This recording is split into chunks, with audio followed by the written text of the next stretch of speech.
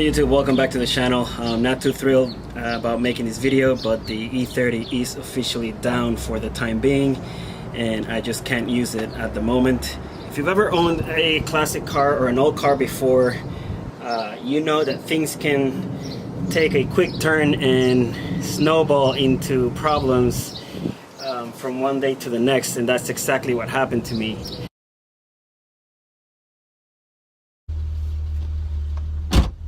It's a beautiful morning, about 60 degrees here in Miami, which is not the norm. And we're heading to Cars and Coffee at Key Biscayne for the first time on the E30. So I'll see you guys when we get there.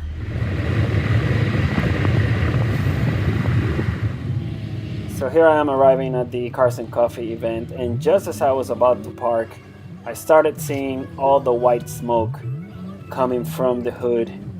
And a bit of an embarrassing entrance, to say the least, but it ended up being the main coolant hose that was torn apart and started spraying coolant all over the engine bay.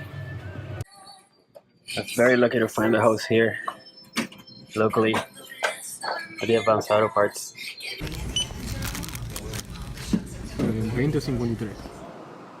So you can see the new coolant hose installed here already, but I want you to check out how tight of a clearance there is between the fan blade and the hose. As you can see here, there is less than a finger width worth of space. So this was engineered in such a way that there's very little room for movement. The car originally came with a hose clamp that attached to this piece here, and I was just missing that piece and didn't realize it until it was already too late.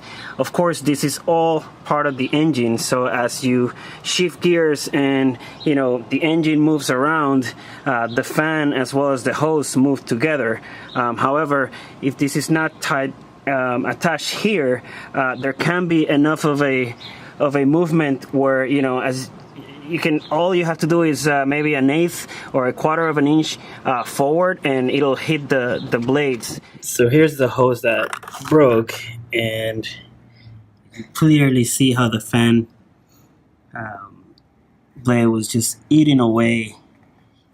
This may have happened over time, I can't really say, but of course it ended up tearing it apart as soon as I parked at the Cars and Coffee event. Talk about Murphy's Law. The next thing that happened was my power steering rack finally gave up and I guess broke the seals and leaked all of the power steering fluid as I was trying to make a turn into my driveway. You can see the big stain here from the power steering fluid on the road. It's been there for days now, and I really need to get a new steering rack in there now.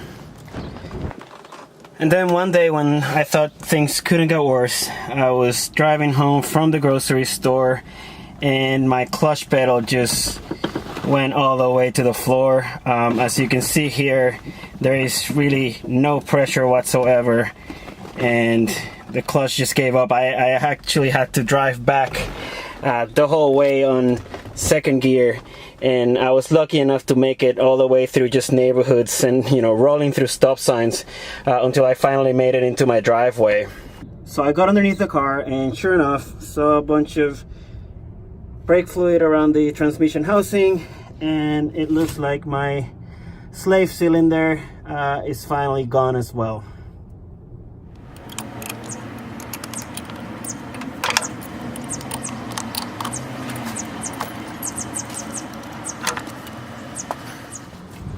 Of course, the one good thing about all of this is that I now have a bunch of other projects to work on, which means more content and new videos for the channel.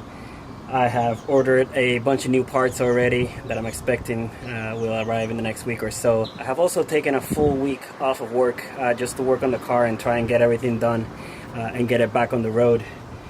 So until then, thanks for watching. Please leave your comments below and I'll see you on the next video.